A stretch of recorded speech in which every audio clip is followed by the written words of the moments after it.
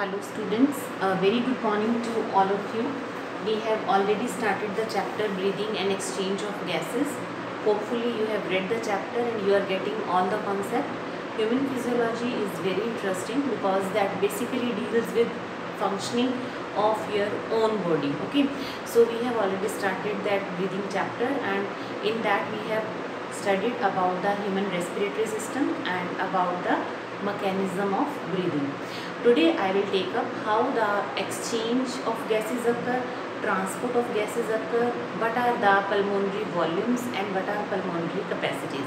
These different topics I will take up in this video. Okay, so one thing I just want to discuss here, that what are the advantages of nasal breathing. Means sometime you might have observed that people, they used to breathe from the nose and from the mouth also, है ना. But the nasal breathing, that is a natural process. मतलब हमें नाक से सांस लेना चाहिए, मुंह से नहीं लेना चाहिए. Why?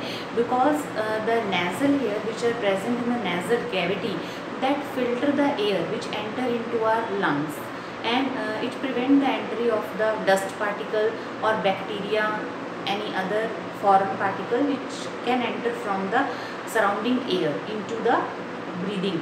Means when we breathe in, they can make their entry, but these nasal hair, they just expel these bacteria and dust particles, or means to prevent its entry.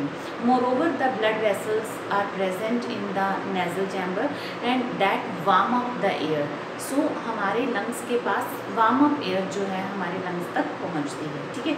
So these are the different advantages of the nasal breathing, right?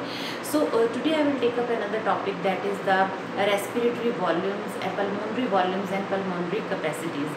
The quantity of the air which lungs can receive, hold or expel, that are called pulmonary volumes. Are you getting? Means normal condition में जैसे हम देखते हैं कि आप सांस लेते हो, होल्ड भी कर सकते हो और एक्सपेल भी करते हो, है ना. तो यही the quantity of the air the lungs can receive, hold or expel under the different conditions, that is called as the pulmonary volume. And some of the different pulmonary volume is called pulmonary capacities. Clear? समझ आई ये बात आपको? तो pulmonary volumes क्या हैं और pulmonary capacity क्या है, it must be clear to you. Yes beta, these are the pulmonary volumes and pulmonary capacities. I have earlier told you that what are the pulmonary volume? The quantity of the air that lungs receive, hold or expel, these are called pulmonary volumes. Are you getting? And the combination of the two pulmonary volume is called pulmonary capacities. ठीक है. अब मैं one by one आपको ये pulmonary volumes और pulmonary capacities के बारे में बताऊंगी, बट आपने इसको बड़ा पेशेंटली सुनना है और उसको समझने की कोशिश करनी है, बिकॉज हो सकता है आपको first, second, third, fourth easily समझ आ जाए, but when you will come to the fifth one, when you go to the pulmonary capacities, you will forget the pulmonary volume. तो बेटर है इसको बड़े आराम से सुनना है आपने और समझने की कोशिश करनी है. तो सबसे पहला जो pulmonary volume, पहली बात pulmonary volume पता है क्या है? मतलब जो हम इनहेल कर सकते हैं, एक्सहेल कर सकते हैं और होल्ड कर सकते हैं, वो सारे क्या हैं? pulmonary volumes हैं. तो सबसे पहला आता है टाइडल वॉल्यूम. टाइडल वॉल्यूम का मतलब क्या है? जितनी वॉल्यूम ऑफ एयर इंस्पायर्ड और expired during the normal breathe. यानी कि अब आप अपना लेक्चर सुन रहे हैं, जो भी वॉल्यूम ऑफ एयर इंस्पायर कर रहे हैं, एक्सपायर कर रहे हैं, जिसमें आपका कोई एफर्ट नहीं लग रहा, ठीक है, तो that is called as the tidal volume. Are you getting my point? कि the volume of air inspired और एक्सपायर्ड, अंदर लेना और छोड़ना during the normal breath is called tidal volume. I think first is clear to you. समझ आया कि आप नॉर्मल कंडीशन में बैठे हुए जितना इंस्पायर कर सकते हैं, कर रहे हैं रादर, और एक्सपायर कर रहे हैं, that is called tidal volume. Next, and it is about 500 ml and this is the lowest value. Okay, then inspiratory reserve volume. What is the inspiratory reserve volume? Reserve का मतलब क्या है कि normal के अलावा आप जैसे नॉर्मल कंडीशन में बैठे हो, इंस्पिरेशन हो रही है, एक्सपिरेशन हो रही है, बट आप फोर्सफुल इंस्पिरेशन भी कर सकते हो. कैसे? तो यहाँ पे ये आपने क्या किया? आपने फोर्सफुल इंस्पिरेशन किया है ना. तो नॉर्मल के बाद आपने एफर्ट लगा के जो फोर्सिबली इंस्पिरेशन किया, that is called as inspiratory reserve volume. I think it is clear. What is inspiratory reserve volume?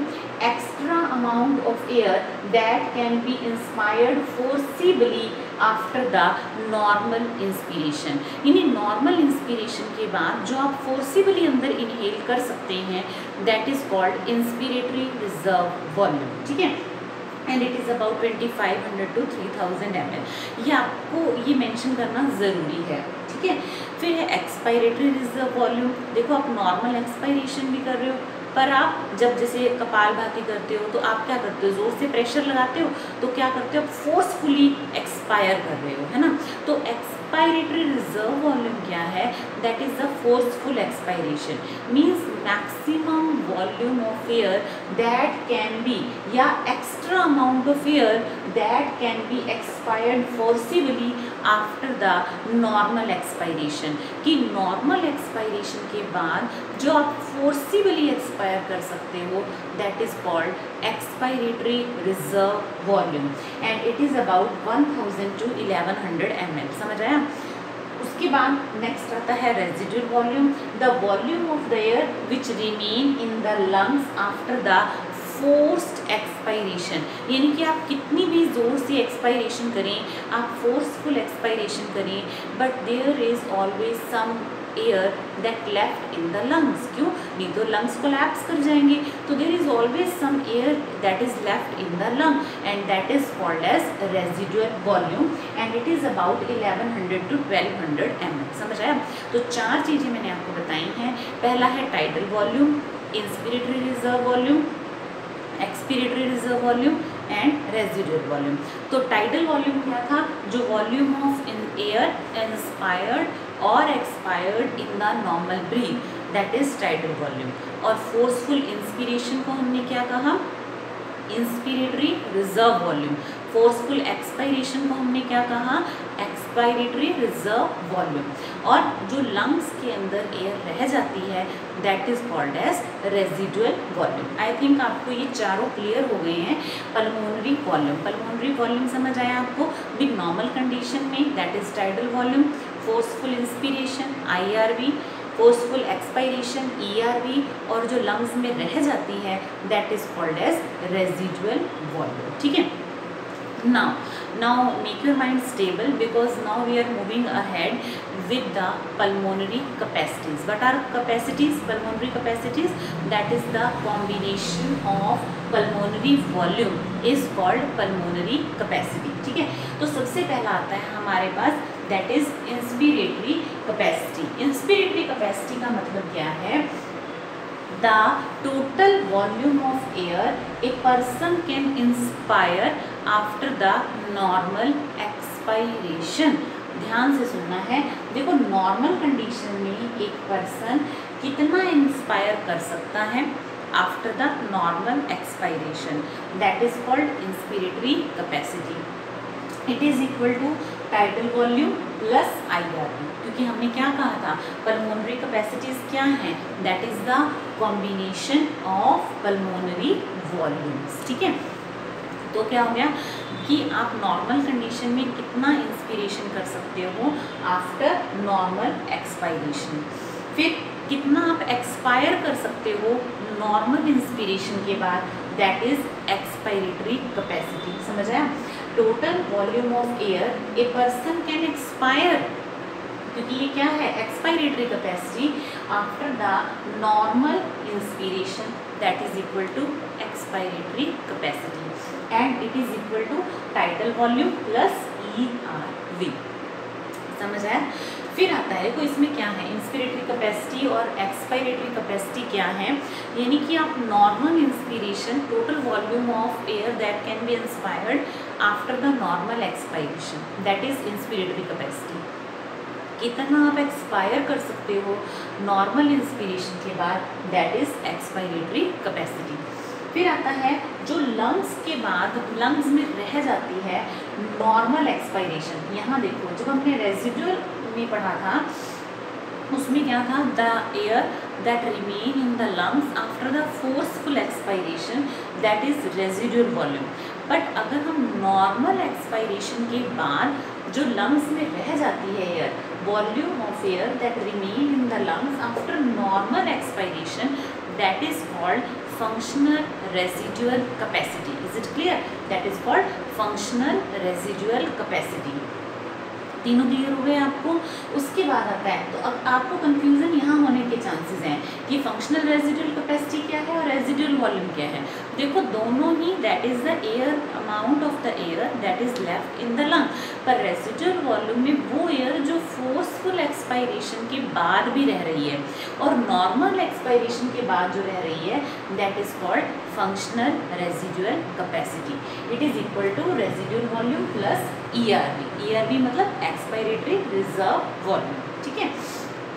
उसके बाद आता है वाइटल कैपेसिटी, मतलब maximum volume of a air that a person can breathe in after the forced expiration, यानी कि कितना एक इंसान ब्रीद इन कर सकता है फोर्स्ड एक्सपायरेशन के बाद या ब्रीद आउट कर सकता है फोर्स्ड इंस्पिरेशन के बाद, that is called as vital capacity of the lungs.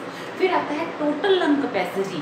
Total lung capacity का मतलब क्या है, कितना amount of air, volume of air lungs में प्रेजेंट है, रेस्पिरेटरी पैसेज में प्रेजेंट है आफ्टर मैक्सिमम इंस्पिरेशन, यानी कि जब आपने इंस्पायर किया तो कितना जो amount volume of air lungs में है और आपके रेस्पिरेटरी पैसेज के अंदर प्रेजेंट है, that is called total lung capacity. It is equal to vital capacity plus residual volume, क्योंकि वाइटल कैपेसिटी क्या था, जितना हम इनहेल कर सकते हैं एक्सहेलेशन के बाद और एक्सहेल कर सकते हैं इनहेलेशन के बाद, प्लस जितना लंग्स के अंदर पड़ा हुआ है फोर्स्ड एक्सपायरेशन के बाद, तो दोनों को मिला के क्या बन गया, total lung capacity. Is it clear? तो थोड़ा सा आपके लिए एक बार समझने में थोड़ा टाइम लग सकता है, बट अगर आपको एक बार कॉन्सेप्ट समझ आ गया कि क्या है यहाँ पे, then it will be very easy for you to learn. ये चार पहले आपको याद हो जाएंगे, उसके बाद आप याद कर लेना फंक्शनल रेजिडुअल कैपेसिटी क्या है, फिर IC और EC इजीली याद हो जाएगा, दोनों को कंबाइन करके आपके पास वाइटल कैपेसिटी आ जाती है, ये देखो। और फिर TLC मतलब टोटल लंग कैपेसिटी, यानी कि आपके रेस्पिरेटरी पार्ट में और आपके लंग्स के अंदर कितना वॉल्यूम ऑफ एयर प्रेजेंट है after the maximum inspiration. Is it clear? So this is all about the different pulmonary volumes and pulmonary capacities. This is very important question, क्योंकि 1 mark में भी आ सकता है, डिफरेंस फॉर्म में भी आ सकता है, 3 मार्क्स में भी आ सकता है। So you should learn all these pulmonary volumes and pulmonary capacities. Clear? Yes students, now we are going to take up the mechanism of the exchange of the gases, that how basically exchange of gases occur. तो exchange of gases में बेटा 2 steps आते हैं, एक होता है external respiration और एक होता है इंटरनल रेस्पिरेशन। एक्सटर्नल रेस्पिरेशन का मतलब है, देखो लंग्स में जब ऑक्सीजन जाती है तो लंग्स के एल्वियोलाई से जब ऑक्सीजन ब्लड में जाती है, ब्लड कैपिलरीज में, that is called external respiration. और जब ये ब्लड पूरी बॉडी में टिश्यूज़ के पास जाता है और वहाँ ऑक्सीजन देता है और कार्बन डाइऑक्साइड लेता है, that is called internal respiration. ठीक है, तो 2 स्टेप्स में हमने पढ़ना है, एक है एक्सटर्नल रेस्पिरेशन और एक है इंटरनल रेस्पिरेशन। इससे पहले कि हम रेस्पिरेशन यानी कि जो एक्सचेंज ऑफ गैसेस हो रहा है वो किस बेसिस पे हो रहा है, उससे पहले हमें पढ़ना पड़ेगा रेस्पिरेटरी मेम्ब्रेन के बारे में। यानी कि अब ये देखो, ये है एल्वियोलाई, लंग्स के एल्वियोलाई आपने पढ़े थे, और ये हैं वो ब्लड कैपिलरीज। अब इन दोनों की जो मेम्ब्रेन्स हैं वो बनाती हैं diffusing membrane that allow the diffusion of gases. अब डिफ्यूजिंग मेम्ब्रेन में क्या पार्ट्स हैं, 5 चीज़ें हैं। पहला है देखो, ये है एल्वियोलाई और यहाँ पे क्या है, ब्लड कैपिलरीज हैं। तो पहले है एल्वियोलाई की एपिथेलियम, फिर इसकी बेसमेंट मेम्ब्रेन, देख रहे हैं आप, एल्वियोलाई की एपिथेलियम, इसकी बेसमेंट मेम्ब्रेन, फिर यहाँ पे आ गया इंटरस्टिशियल स्पेस, और फिर क्या शुरू हो जाएगा, देखो ये एल्वियोलाई की बेसमेंट मेम्ब्रेन और उसकी एपिथेलियम, और यहाँ पे क्या आ गया, इंटरस्टिशियल स्पेस। फिर ये क्या आ गया, basement membrane of the blood capillaries, membrane of the basement membrane of capillaries, and this is endothelium. समझ आया? तो 4 लेयर्स हो गई और बीच में उनके क्या है, इंटरस्टिशियल स्पेस है। ये सारे मिलके क्या बना रहे हैं, रेस्पिरेटरी मेम्ब्रेन, जिसकी जो थिकनेस है वो 0.2 mm है। अब इम्पॉर्टेंट बात क्या है बेटा कि जो ये रेस्पिरेटरी मेम्ब्रेन है, it has the diffusing capacity that it allow the diffusion of gases. Now this diffusion of gases that depends upon the solubility of the gases and the partial pressure of the gases. जैसे carbon dioxide की जो diffusion है that is 20 time faster than the oxygen, and oxygen की जो diffusing capacity है that is 2 time faster than the nitrogen.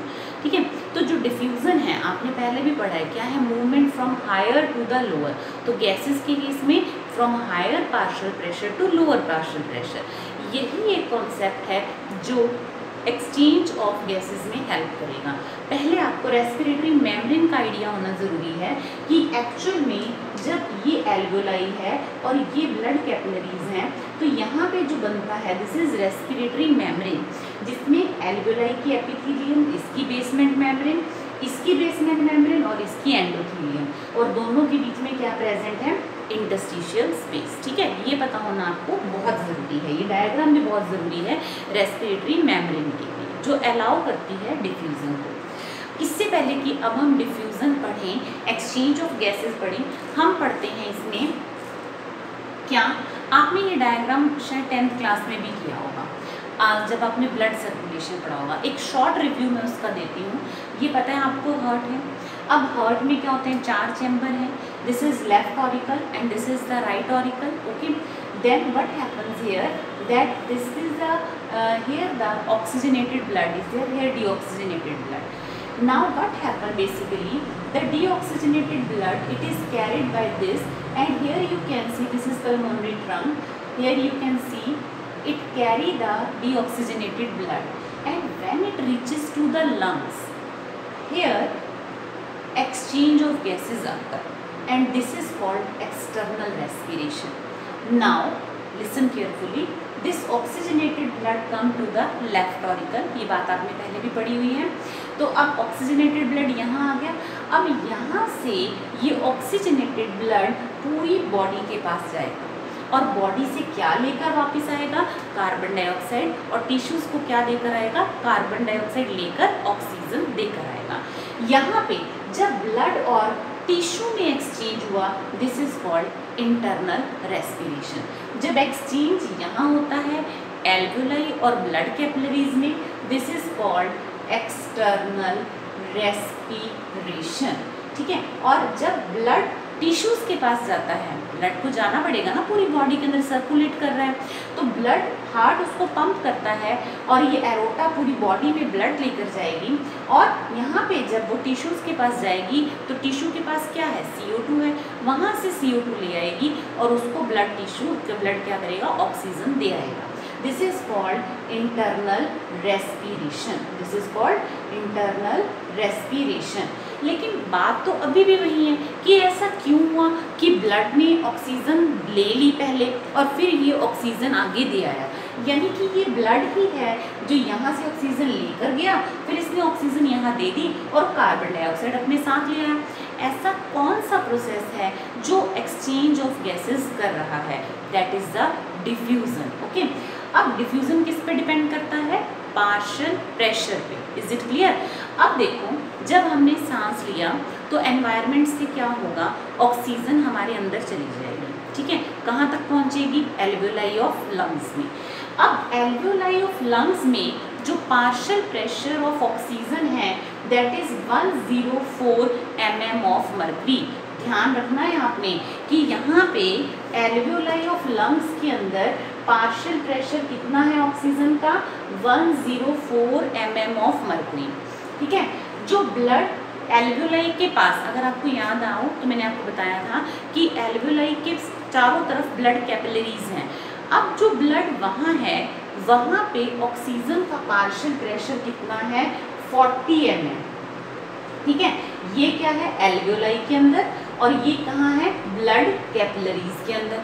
तो obviously यहाँ 104 जो है पार्शियल प्रेशर ज़्यादा हो गया और 40 क्या है, कम। तो ऑब्वियसली जो ऑक्सीजन है वो एल्वियोलाई से कहाँ मूव करेगी, कैपिलरीज की तरफ, क्योंकि पार्शियल प्रेशर एल्वियोलाई में ऑक्सीजन का ज़्यादा है और ब्लड कैपिलरीज के अंदर कम है। समझ आ गई? छोटी सी बात है कि एल्वियोलाई के अंदर पार्शियल प्रेशर कितना था, 104 और ब्लड कैपिलरीज में था 40। तो अपने आप जो ऑक्सीजन है वो कहाँ से, एल्वियोलाई से कहाँ आ जाएगी, ब्लड कैपिलरीज के अंदर। ठीक है, ये ब्लड कैपिलरीज के अंदर ऑक्सीजन आ गई। तो अब जो ब्लड घूम रहा है वो क्या हो गया, ऑक्सीजनेटेड ब्लड। अब ऑक्सीजनेटेड ब्लड कहाँ जाएगा, हार्ट के पास। हार्ट में लेफ्ट ऑरिकल से फिर ये क्या होएगा, एरोटा इसको पंप करेगी पूरी बॉडी के अंदर। अब जब ये पंपिंग होती है, ट्रांसपोर्ट हो रहा है ब्लड का, तो इसका पार्शियल प्रेशर थोड़ा सा रिड्यूस हो जाएगा ऑक्सीजन का। जब टिश्यूज के पास पहुंचा तो इसका पार्शियल प्रेशर ऊपर कितना था, 104। जब ये टिश्यूज के पास पहुंचा तो इसका पार्शियल प्रेशर रह गया 95 mm ऑफ मर्करी, ऑक्सीजन का पार्शियल प्रेशर रह गया। और वहाँ पे टिश्यूज के पास ऑक्सीजन का पार्शियल प्रेशर कितना था, 40 mm। अब फिर देखो ब्लड के अंदर कितना है, 95, टिश्यू के अंदर कितना है, 40। तो ऑब्वियसली क्या होगा, जो from higher partial pressure to lower partial pressure oxygen will move, diffusion होगी अपने आप। तो यहाँ से क्या होगा, यहाँ देखो ऑक्सीजनेटेड ब्लड, जो ब्लड आया उसके अंदर जो ऑक्सीजन है वो कहाँ चली जाएगी, इस टिश्यूज के पास चली जाएगी। क्यों चली जाएगी, क्योंकि यहाँ पे पार्शियल प्रेशर 95 है और यहाँ पे कितना है, 40। यहाँ 95 था ऑक्सीजन का, यहाँ कितना है, 40। तो ऑक्सीजन क्या करेगी, यहाँ पे डिफ्यूज कर जाएगी। इज इट क्लियर, समझ आया? अब ये डीऑक्सीजनेटेड ब्लड हो गया, क्योंकि अब यहाँ पे ऑक्सीजन का जो पार्शियल प्रेशर है वो कितना हो जाएगा, 40 mm ऑफ मर्करी हो जाएगा। अब ये डीऑक्सीजनेटेड ब्लड अगेन लंग्स के पास जाएगा, इसमें फिर ऑक्सीजन एंटर करेगी। क्यों, क्योंकि एल्वियोलाई के अंदर पार्शियल प्रेशर ऑफ ऑक्सीजन कितना है, 104 mm ऑफ मर्करी। समझ आई बात? अब बात आ रही है CO2 की। देखो जब हम CO2 की बात पढ़ते हैं तो क्या है कि जब एल्वियोलाई के अंदर जब हमने सांस लिया, ब्रीथ इन हुआ हमारा, तो ऑक्सीजन का पार्शियल प्रेशर था 104। जो ब्लड कैपिलरीज थी जिन्होंने उसको सराउंड कर रखा था एल्वियोलाई को, वहाँ पार्शियल प्रेशर ऑक्सीजन का कितना था, 40। तो ऑक्सीजन चली गई एल्वियोलाई से ब्लड कैपिलरीज के अंदर। लेकिन ब्लड कैपिलरीज में CO2 का पार्शियल प्रेशर था 45 और जो एल्वियोलाई के अंदर एयर थी उसमें उसका पार्शियल प्रेशर था 40 mm। समझ आया? यानी कि एल्वियोलाई के अंदर CO2 का पार्शियल प्रेशर कितना है, 40, जबकि ब्लड के अंदर पार्शियल प्रेशर कितना है, 45। तो कॉन्सेप्ट यहाँ पे भी वही है, from higher partial pressure to lower partial pressure, यानी कि जो कार्बन डाइऑक्साइड है वो कहाँ जाएगी, ब्लड से एल्वियोलाई के अंदर चली जाएगी। Is it clear? अब ऐसे ही टिश्यू से ब्लड में क्यों आती है, यहाँ पे डीऑक्सी, जब ऑक्सीजन अपने हायर पार्शियल प्रेशर से, क्या था यहाँ पे ऑक्सीजन का पार्शियल प्रेशर 95, टिश्यू में कितना था 40, तो वो 95 से 40 की तरफ चली गई। और कार्बन डाइऑक्साइड का पार्शियल प्रेशर यहाँ कितना था, 45। कितना था, 45। कहाँ, टिश्यूज के अंदर, टिश्यू में 45 था, इस ब्लड के अंदर 40 था। तो CO2 क्या करेगी, higher partial pressure to lower partial pressure move करेगी। इस तरीके से जो ये ब्लड है वो डीऑक्सीजनेटेड हो जाएगा, इसके अंदर कार्बन डाइऑक्साइड होगी। अब ये ब्लड फिर से लंग्स के पास जाएगा, वहाँ से ऑक्सीजन लेकर आएगा। एक या दो बातें ही आपने माइंड में रखनी है मेन। आपको ये डायग्राम पहली बात क्लियर होना चाहिए। जब आपने डायग्राम ड्रॉ करना है, आपने इस तरफ आपने ब्लू कलर का कलर स्केच पेन या कोई भी कलर भरना है और इस तरफ आपने फिल करना है रेड कलर। जो रेड कलर है वो शो करेगा कि ये ऑक्सीजनेटेड ब्लड है। और क्यों ऑक्सीजनेटेड है, क्योंकि एल्वियोलाई के अंदर पार्शियल प्रेशर ऑफ ऑक्सीजन ज़्यादा था और ब्लड कैपिलरीज के अंदर कम था, तो ऑक्सीजन एल्वियोलाई से ब्लड कैपिलरीज में डिफ्यूज़ हो गई। जब ऑक्सीजनेटेड ब्लड टिश्यूज़ के पास पहुंचा तो वहाँ उसका पार्शियल प्रेशर कितना था, 95, और टिश्यू के पास कितना था, 40। तो क्या हो गया, from higher partial pressure to lower partial pressure oxygen diffuse कर दी। तो ये वेरी वेरी इंपॉर्टेंट क्वेश्चन है। This is called external respiration. जब एक्सचेंज ऑफ गैसेज हो रहा था एल्वियोलाई और ब्लड कैपिलरीज में, और जब यही ब्लड कहाँ जाएगा, टिश्यूज़ के पास, तो अपना ऑक्सीजन टिश्यू को दे देगा और वहाँ से CO2 ले लेगा. This is called internal respiration. Is it clear? This is the very important question. How the gaseous exchange occur at these two level? Is it clear? समझ आया आपको? Now the very important question, that is the transport of oxygen. When we talk, अब आपको ये बताया गया कि इस तरीके से exchange of gases होता है, blood ऑक्सीजन को लेकर जाता है, but how that blood carry the oxygen with it or carry the carbon dioxide with itself, okay, that is called transport of the gases. So first of all I will discuss with you about the transport of oxygen. So first it is in the dissolved form, means oxygen get dissolved in the plasma, that is only a very small fraction, that is 3% of oxygen is transported as a dissolved gas. The most important factor that how the oxygen is transported, it is in the hemoglobin, that is the oxyhemoglobin, means the oxygen in the get joined to the hemoglobin to form oxyhemoglobin. HbO2 in the lungs is joined to form HbO2. HbO2 means oxyhemoglobin. Actually hemoglobin basically contain two parts, heme and globin. Globin is a protein portion and heme contain 4 iron atom, and each iron atom can carry the oxygen. So each hemoglobin molecule can carry the 4 molecule of oxygen with it. Okay. अब जब हम normal condition में person की बात करें तो उसके 100 ml में 15 ग्राम Hb यानी कि हीमोग्लोबिन प्रेजेंट होता है. हम कहते हैं ना कि 15 ग्राम Hb, 10 ग्राम है, 12 ग्राम है. नॉर्मल कंडीशन में अगर हम बात करें तो 15 ग्राम Hb होता है. 1 ग्राम Hb कैरी कर सकता है 1.34 ml ऑफ ऑक्सीजन. तो 100 ml यानी कि 15 ग्राम Hb कितना कैरी कर पाएगा, अराउंड 19.4 ml. ये इंपॉर्टेंट है, बहुत बार ऑब्जेक्टिव्स में इस तरीके का पूछा जाता है, तो आपको लर्न होना चाहिए कि 100 ml कितना कैरी कर सकता है, अबाउट 19.4 ml ऑफ ऑक्सीजन. ये है नॉर्मल कंडीशन में. But during the Stearns exercise, मतलब जब बहुत फास्ट एक्सरसाइज कर रहे हैं तो जो ये कैरी करता है अराउंड 15 ml. ठीक है, तो ये आपको सारा कॉन्सेप्ट पता होना चाहिए. अब आता है ऑक्सीजन हीमोग्लोबिन डिसोसिएशन कर्व. क्या मतलब है इसका? देखो बेटा, एक इम्पॉर्टेंट बात है कि ऑक्सीजन की प्रेजेंस यानी कि partial pressure of oxygen determine करेगा कि कितना वो हीमोग्लोबिन से बाइंड कर सकती है. हमने कहा ना कि हीमोग्लोबिन में जो हीम है वो ऑक्सीजन को कैरी कर सकता है. जितना ज़्यादा ऑक्सीजन प्रेजेंट होगा उतना हीमोग्लोबिन से वो बाइंड करेगा. That is called percentage saturation of haemoglobin.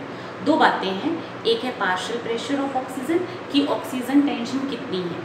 फिर जितनी ज़्यादा ऑक्सीजन टेंशन होगी, पार्शियल प्रेशर जितना ज़्यादा है उतना ही ऑक्सीजन की टेंडेंसी हीमोग्लोबिन से बाइंड करने की ज़्यादा रहेगी.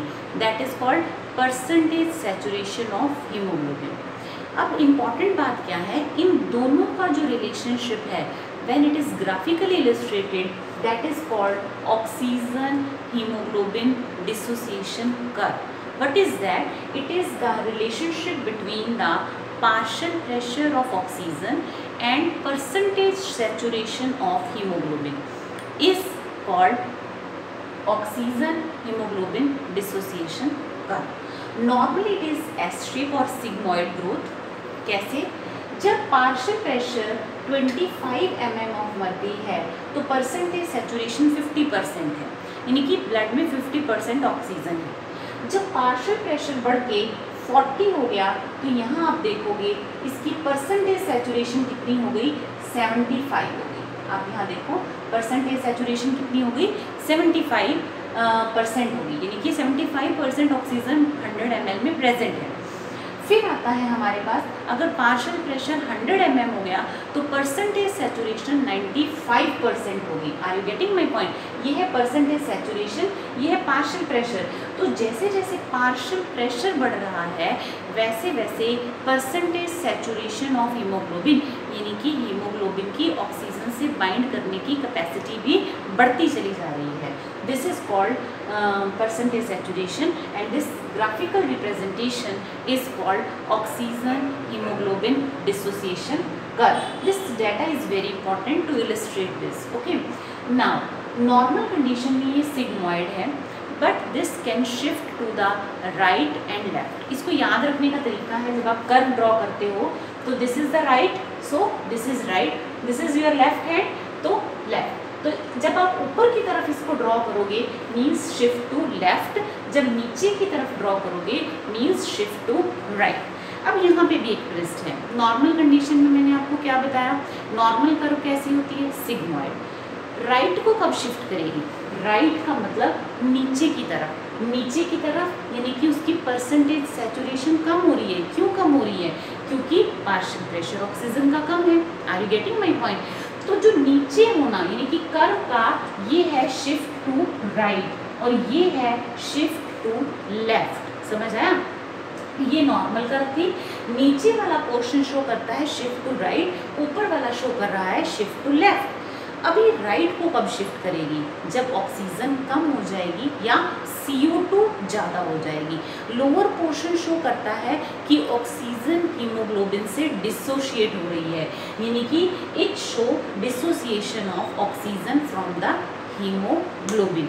और इसका ऊपर वाला पोर्शन शो करता है कि ज़्यादा से ज़्यादा ऑक्सीजन, परसेंटेज सैचुरेशन ऑक्सीजन की हीमोग्लोबिन से बाइंड होने की बढ़ती चली जा रही है. समझ आई ये बात आपको.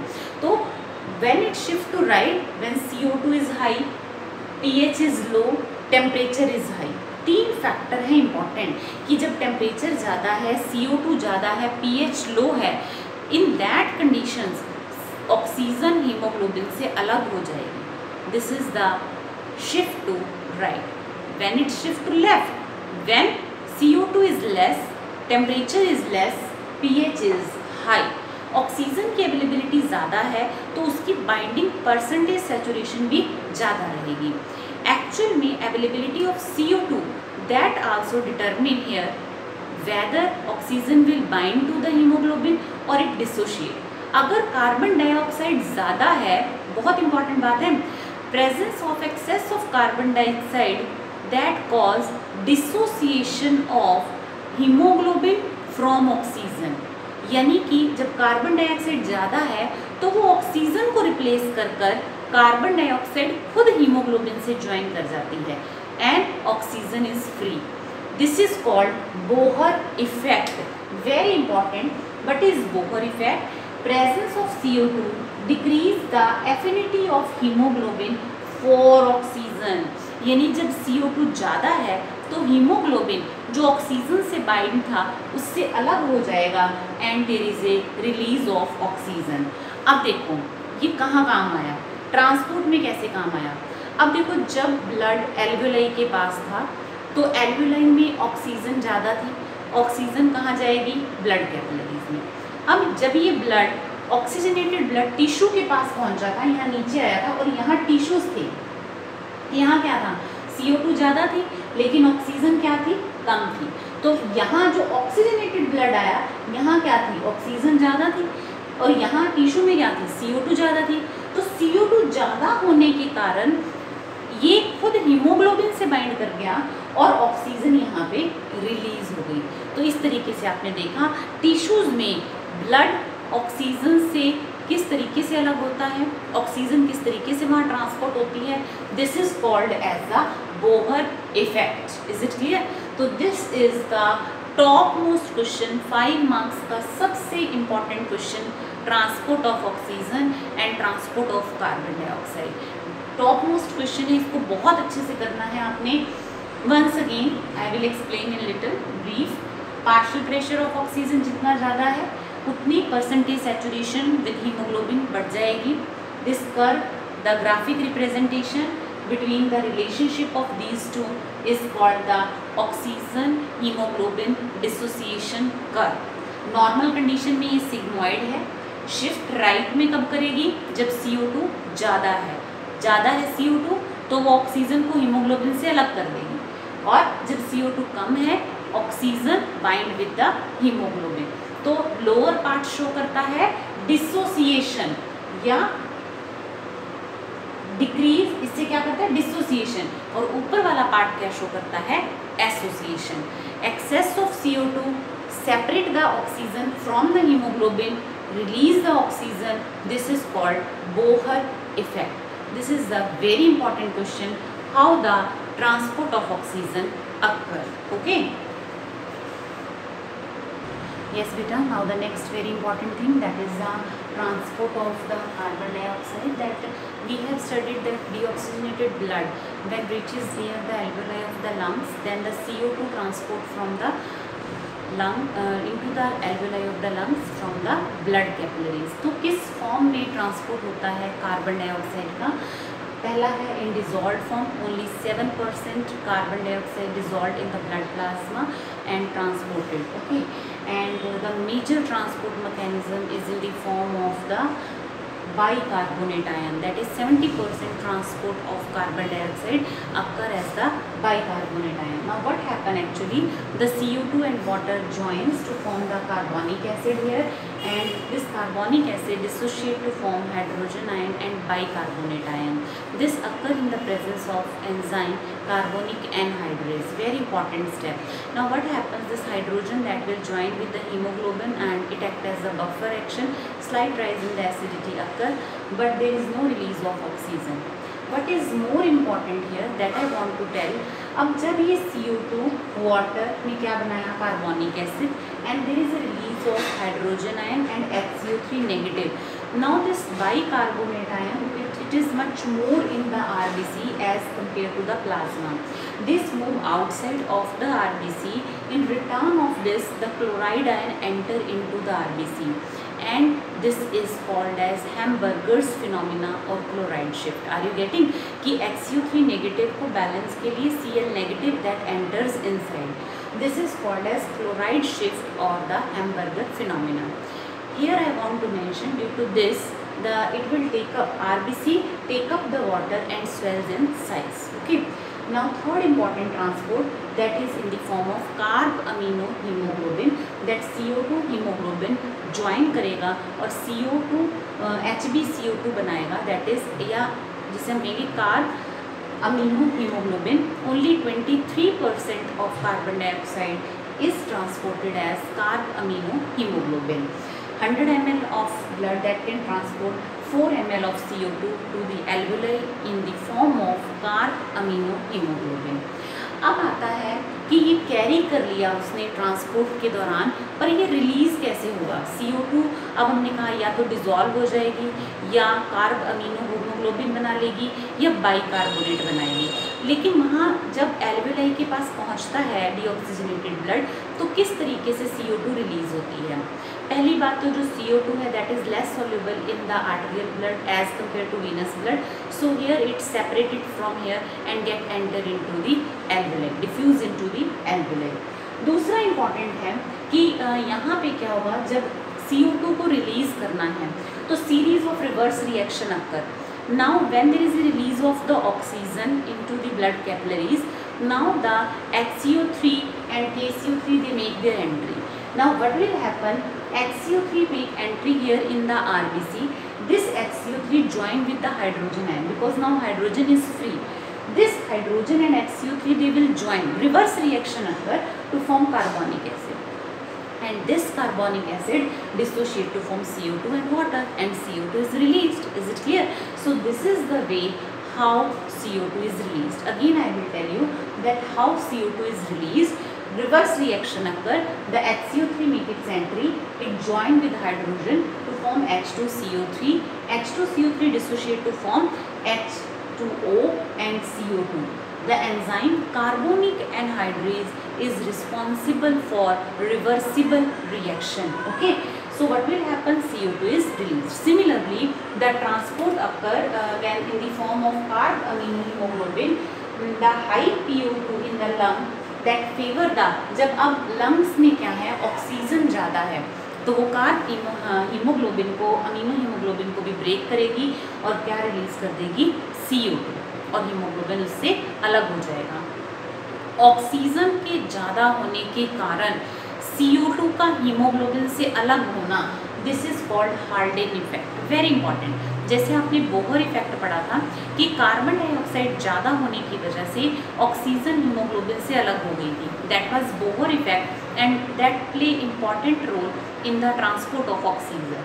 Similarly, when the oxygen concentration is more in the alveoli of the lung, this make carbon dioxide to get separate from the hemoglobin, and this is called Haldane effect. Is it clear? This effect is more effective, rather it is more effective, more prominent than the Bohr effect which was used for the transport of oxygen. तो इसका role बहुत बड़ा है CO2 के transport के लिए. Are you getting my point? तो this is called as Haldane effect. समझ आया आपको बेटा? तो ये कुछ इंपॉर्टेंट बातें थी बेटा कि ट्रांसपोर्ट ऑफ कार्बन डाइऑक्साइड क्या है, क्लोराइड शिफ्ट क्या है, हैम्बर्गर फिनोमिना क्या है, बोहर इफेक्ट क्या है, हार्डेन इफेक्ट क्या है. These all questions are very very important. You should do all these questions which we have discussed today and draw all the valuable diagrams along with it. Do all the mechanism to make the concept more clear. Okay. Yes beta, now it's the time to do how the respiration is regulated. When we talk about the normal respiration, that is involuntary, 12 to 14 times per minute we can respire, we can breathe, and for the infants it can be 44 times per minute. Okay. So when we talk about the regulation, it is both under the neural control as well as chemical control. When we talk about the neural control, the respiratory centers are located in the medulla oblongata and pons varolai part of the brain. तो medulla respiratory centres में दो part है, dorsal respiratory group and ventral respiratory group. Dorsal respiratory group क्या है? जो कि medulla oblongata के dorsal part में प्रेजेंट है and that control the inspiration. And ventral respiratory group which is present in the ventral part of medulla oblongata and it control either inspiration or expiration.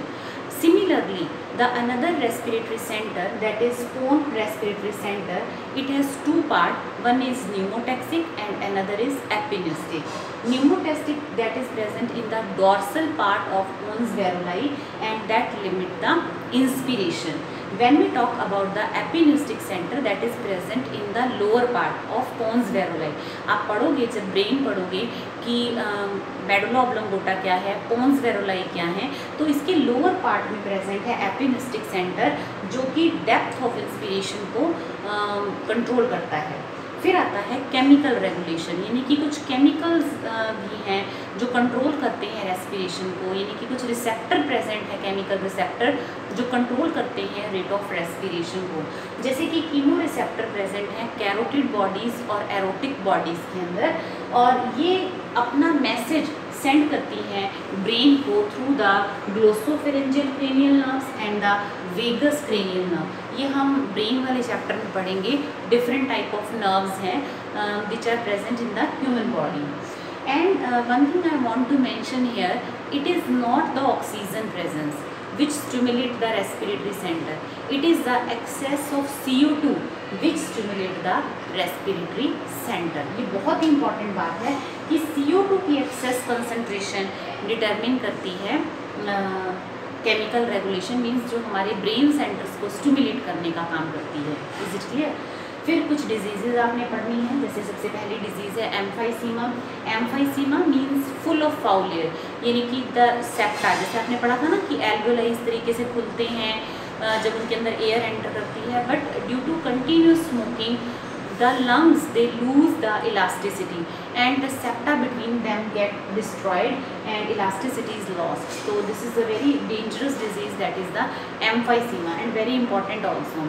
फिर है occupational respiratory disorder. occupational यानी कि नाम से ही पता चल रहा है कि कुछ लोग एक काम में होते हैं और कई सालों तक जब वो पर्टिकुलर काम किसी कंपनी में, इंडस्ट्रीज़ में स्पेशली हैं, और वहाँ पे उनका काम ऐसा है कि डस्ट पल्यूटेंट्स लगातार उनके रेस्पिरेटरी ट्रैक में एंटर कर रहे हैं.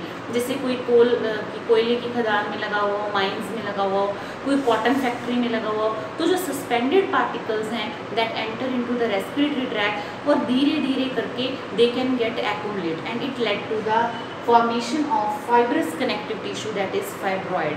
तो क्या करना चाहिए ऑक्यूपेशन रेस्पिरेटरी डिसऑर्डर ना हो? This is very very important. कि समय समय पे उनकी चेकअप होनी चाहिए। लंबे समय तक एक ही जगह पे काम करते हो जहाँ पे पता है कि इतना डस्ट, इतना पोल्यूटेंट है, वो बहुत केयरफुली होना चाहिए। मास्क कंपनी प्रोवाइड करे ताकि लगातार उनका एक्सपोजर ना हो।